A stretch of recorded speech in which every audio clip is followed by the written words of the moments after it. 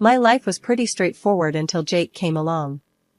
I was a fitness trainer at a local gym, spending my days helping folks shape up, which kept me busy enough not to dwell on the lack of drama in my personal life.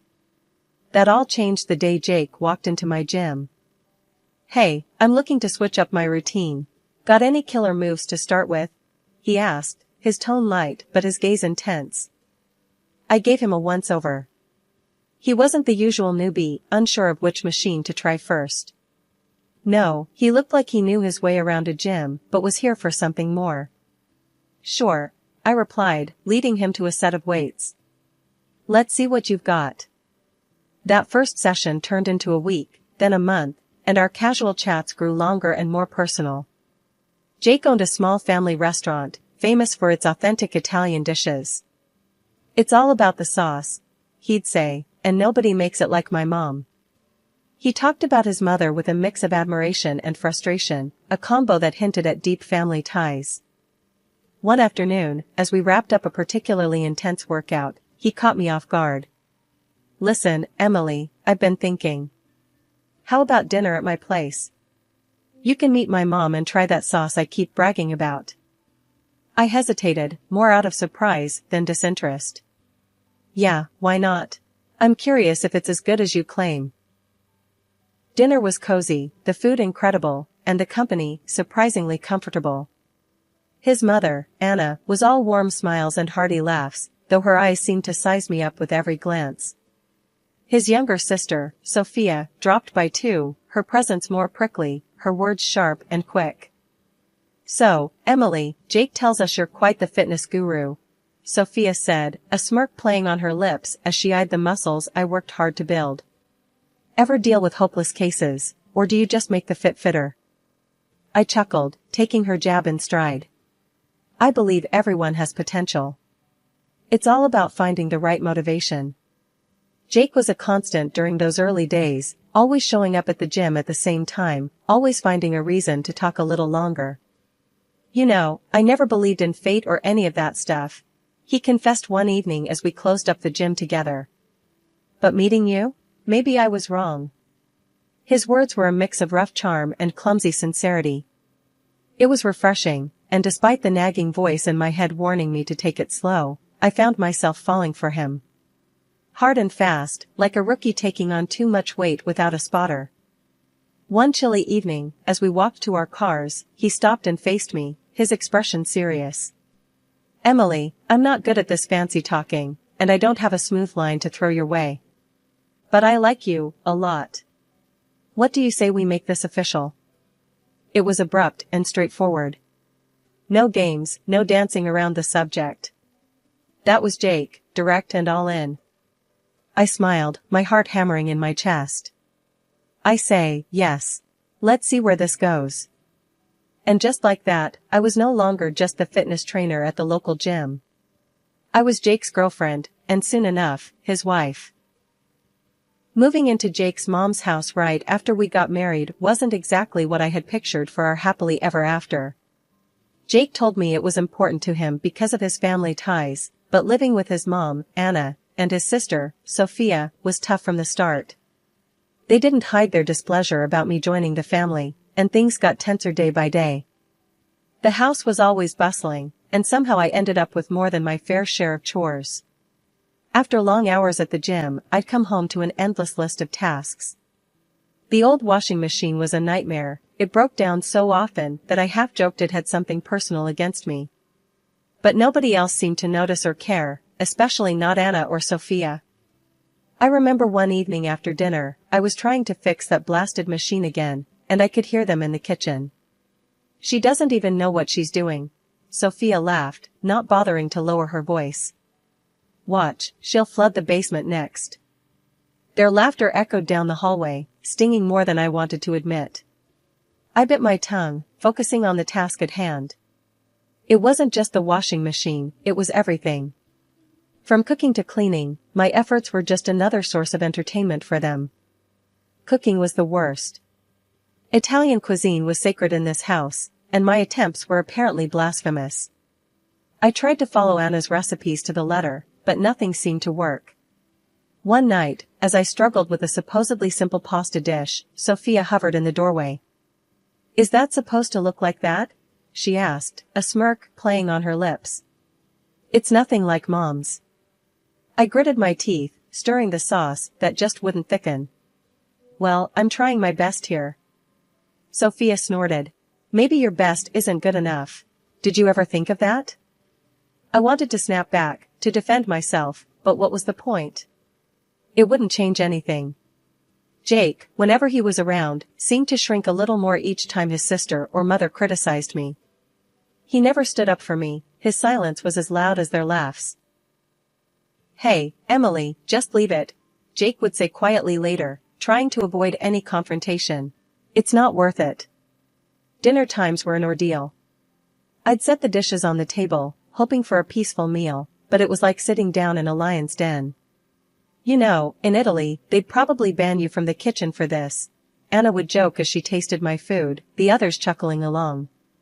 "Yeah, maybe stick to what you know, gym stuff," Sophia would add, passing the salt like it was a peace offering I didn't deserve. I would nod, smile, and swallow the hurt, my frustration simmering like the sauce that never turned out right. Living with Jake's family made every day feel like a battle I wasn't prepared for. As my pregnancy progressed, the house chores, which already felt like they were all on me, became even more demanding. Instead of getting any help or understanding from Anna and Sophia, I felt their hostility grow stronger. One afternoon, I was trying to vacuum the living room, moving slower than usual, because of my growing belly. Anna walked in, watched me for a moment, and then let out a sigh that seemed to carry all her disapproval. "Emily, you missed a spot over there. And look at how slow you're moving. This house is going to fall apart at this rate," she said, pointing at a corner I hadn't gotten to yet. I straightened up, feeling the strain in my back.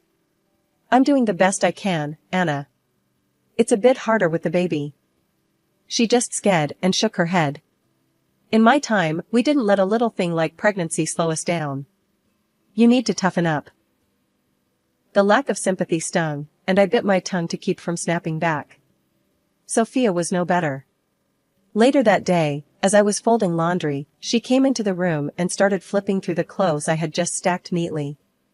"You do know these aren't folded right, don't you? They should be able to stand up on their own, like how Mom taught us. Here, let me show you. Again." She tossed the shirt she was holding back onto the pile, messing up what I had done. As she refolded the same shirt with sharp, practiced movements, I felt my frustration rise. "Sophia, I appreciate the lesson, but I've folded clothes before. I'm not an idiot." She just raised her eyebrows, a cold smile playing on her lips. Could have fooled me. But hey, if you're okay with being mediocre, who am I to argue? Her words felt like a slap, and for a moment, I just stood there, watching her make my efforts seem pointless. It was the same with cooking. Every meal I attempted was met with criticism or outright laughter, especially if I tried to make anything Italian. One evening, I decided to try again, making a simple pasta dish I thought I had mastered. I was stirring the pot when Sophia walked into the kitchen. "What's that supposed to be?" she asked, peering into the pot with a skeptical look. "It's spaghetti carbonara. I thought it might be nice for dinner," I said, hoping for a change in her usual harsh tone. She took a fork, twirled some pasta onto it, and tasted it with an exaggerated expression of disgust. "Nice? This is what you call nice? I wouldn't feed this to the dog. It's all wrong." I slammed the pot's lid down a little harder than necessary. "Well, it's what's for dinner, so if you don't like it, you're welcome to make something else." The tension in the house grew every day, and Jake's absence didn't help. He was always at the restaurant, always busy, and when he was home, he avoided any conflict. Whenever I tried to talk to him about how his sister and mother were treating me, he'd just sigh and say something like, "I know it's tough, Emily, but try to hang in there. They'll warm up to you eventually. Just give it time." After giving birth to my son, I hoped things might get better, but the reality was just the opposite. I had gained a good amount of weight during pregnancy, which became the new source of their mockery.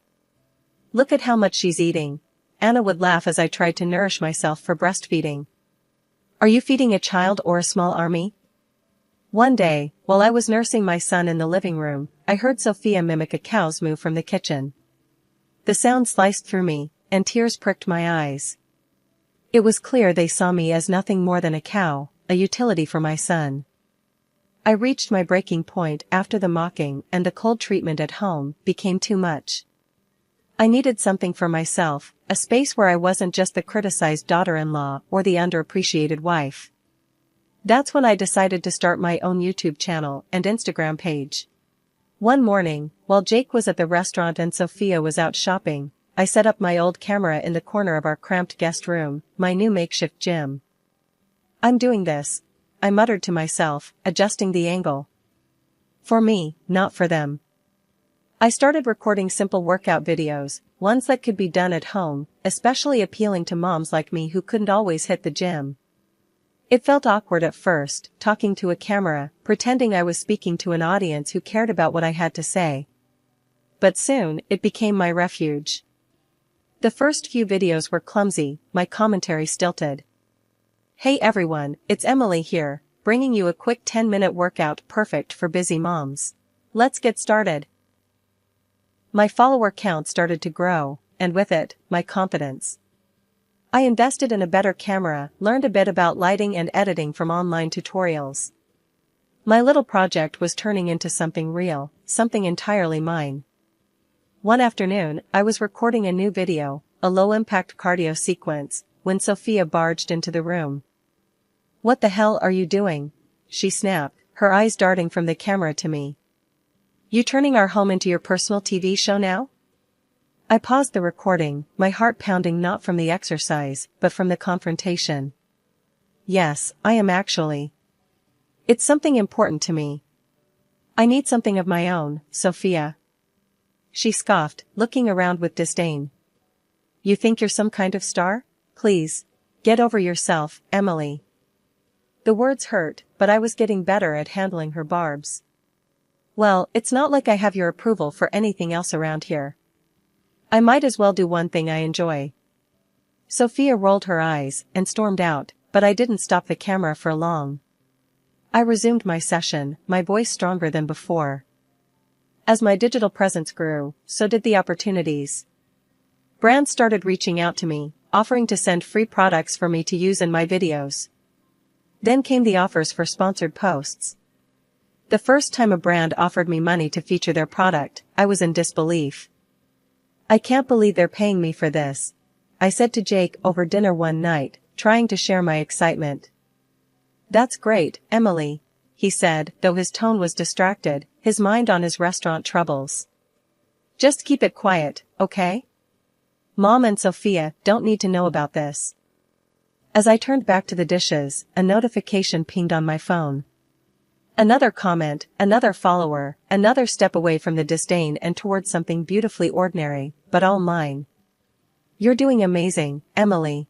Thanks for sharing your journey," the comment read. My channel wasn't just a hobby anymore, it was a budding business, pulling in more cash than Jake's struggling restaurant. Soon, I was handing him $2,000 a month to cover the house bills, making it look like his contribution. Despite my success, Anna and Sophia still treated me like a freeloader. "She does nothing around here, just prances about making her silly videos," Anna would snipe when she thought I was out of earshot. Sophia was no better, echoing her mother's sentiments and adding her own barbs about how I should be doing more housework like a real woman. Then Jake's restaurant hit a rough patch. He came to me, looking more worn than I'd seen him in months. The restaurant needs a cash injection badly. Can you help out?"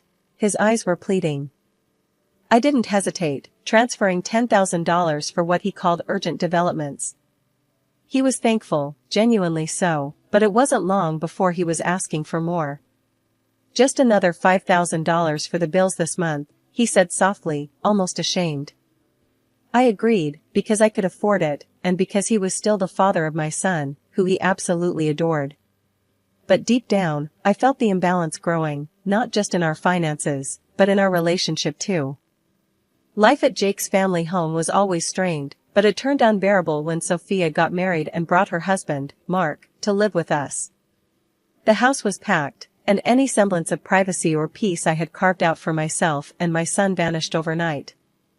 Anna, never one to mince words, started calling me lazy and a parasite right to my face. "You do nothing around here," she'd snap as I tried to manage my online work while keeping an eye on my son. "Just taking up space."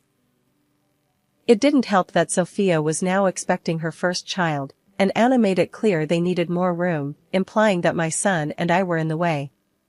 "Soon, there'll be another baby in the house, and we can't have freeloaders taking up space," Anna declared one evening, her eyes darting pointedly in my direction. The atmosphere grew colder, and then, as if things couldn't get any worse, Jake announced he had to leave town for a few weeks to handle some urgent matters with his restaurant in another city. He packed up and left, kissing me and our son goodbye, oblivious to the storm he was leaving behind. I tried to keep things normal, taking my son to school and continuing with my videos in the park. But the day everything truly fell apart was like any other until it wasn't. After picking up my son from school, we walked back home, chatting about his day, only to find our belongings, suitcases, bags of clothes, and even my son's toys, piled up outside the front door. Confused and heartbroken, I rang the doorbell, only to be greeted by the cold faces of Anna and Sophia through the window. They opened the door just a crack, enough to speak but not enough to let us in. "You need to find somewhere else to stay," Anna said, her voice harsh and unwavering. "What are you talking about? What about Jake? What will I tell him?" I demanded, my voice rising in panic and anger. Sophia laughed, a cruel, cutting sound. "Tell him whatever you want. He's not here to care, is he?" I tried calling Jake, but my calls went unanswered, sinking me deeper into a mix of despair and fury. With no other options, I gathered our things and managed to get us a room at a nearby hotel. Sitting there, in that impersonal room with my confused and upset son, I felt a shift inside me. This wasn't just a temporary retreat, it was a forced eviction from a life I could no longer tolerate. I had just finished unpacking our essentials when my phone pinged with a new message. It was from Sophia, which was odd because we hardly communicated directly, especially not since the fallout. Her message was shockingly cheerful. "Thought you might want to see what your beloved husband has been up to," accompanied by a link. Curiosity piqued and anxiety tightening in my chest, I clicked the link. It redirected me to a social media page filled with photos of Jake, photos that showed him not on some urgent business trip as he claimed, but enjoying cozy dinners and walks on the beach with another woman. The timestamp on the latest photo, just yesterday. I sat there, numb, the phone slipping slightly from my hand as the realization hit me. He wasn't just away on business, he was living a whole other life without us. Anger, sharp and bitter, bubbled up, but before I could drown in it, my son tugged at my sleeve. "Mommy, are you okay?" His small voice, filled with concern, pulled me back from the edge. I forced a smile, scooping him up into my arms. "Yeah, buddy, I'm okay. Just a little tired, that's all." I sat there, staring at the screen, a mix of anger and betrayal coursing through me. All this time, I had been the financial backbone for his failing restaurant and for his family, who had just thrown me and my son out like yesterday's garbage. And here he was, living a double life at my expense. Over the next week, my phone was incessantly buzzing with calls from Jake. When I finally answered, his voice was laced with feigned concern. "Emily, where are you guys? I heard about what happened. You should come back. We have bills to sort out, and the restaurant needs more funding." His words made my blood boil, but I kept my tone neutral. "Sure, Jake. We can discuss it. I'll come by tomorrow." "Great, I really think it's best to handle these things in person," he replied, sounding relieved. Hanging up, I felt a cold determination settle over me. He had no idea that I knew about his affair, or that I had no intention of playing the forgiving wife who footed his bills. Tomorrow's meeting would be a turning point, and I was ready for it. Dropping my son off at school that morning felt like the calm before the storm. As I drove to my mother-in-law Anna's house, where I knew Jake, Anna, and my pregnant sister-in-law, Sophia, would be waiting, my stomach churned with nerves and resolve. When I arrived, Jake was obviously relieved and maybe even a bit happy to see me, unlike Anna and Sophia, whose faces were marked with discontent. Without wasting any time, I pulled out the divorce papers from my bag and handed them to Jake. His shock was palpable, his eyes widening as he scanned the documents. Anna and Sophia couldn't contain their initial reactions and began to smile, thinking this was their victory. That smile quickly faded when I addressed them. Don't be too quick to celebrate. You've been living off my efforts all this time.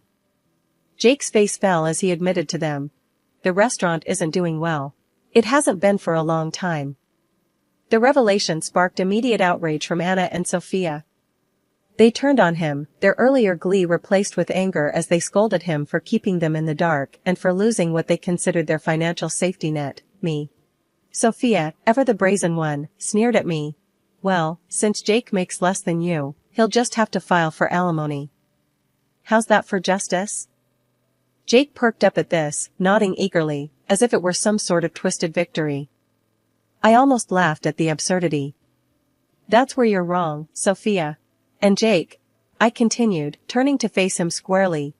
You won't see a cent for alimony. I know about the affair. The color drained from his face. How did you? Your sister sent me everything. Pictures, dates, places, I said, pointing to Sophia, whose face turned a shade paler. Thanks to her, I have all the evidence I need. What followed was a furious back and forth among them, a mess of accusations and denials. I let them drown in their quarrel for a moment before speaking up again. I'm also taking back everything I paid for. Every appliance, every piece of furniture. Their arguing ceased as the reality of the situation hit them. I had already arranged for movers, and as they began hauling away the refrigerator, the washing machine, the flat-screen TV, and even the fancy blender I had bought last Christmas, Anna and Sophia watched, their faces streaked with tears and disbelief. You can't do this. We need those things. Anna cried out, her voice breaking. I did do this, and I need them too, I replied, my voice steady but not unkind. The movers continued their work, clearing out nearly half of what filled their home. As I watched them take away the last of the items, a weight lifted off my shoulders. I was no longer tied to this house, these people, or their deceit. I turned back to see Jake, who now looked small and defeated, his dreams of easy money evaporating. Take care of your sister and your mother, Jake. That's your job now, I said, not unkindly, before turning to leave. As I walked away, I knew that this was more than just a physical departure. It was my final step out of their manipulative grasp, a move towards reclaiming my life and securing a better future for my son and myself.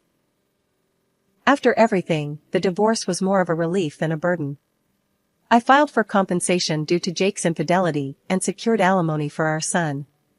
My lawyer handled everything, making the process as smooth as possible under the circumstances.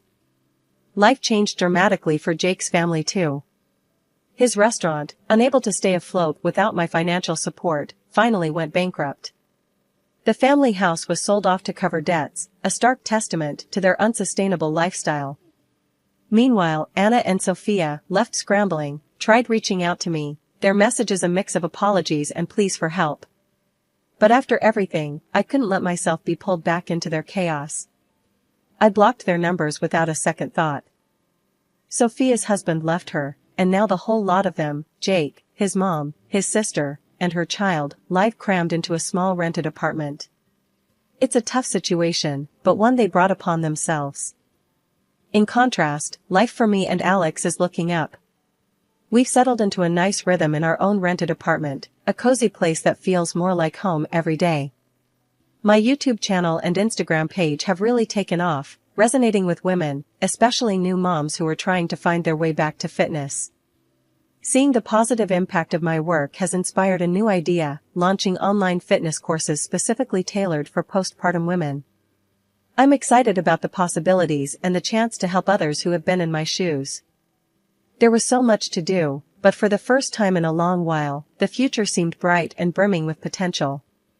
Here in our little sanctuary, with my son's laughter echoing off the walls, I felt a profound sense of peace. We had made it through the storm, and now, it was our time to shine.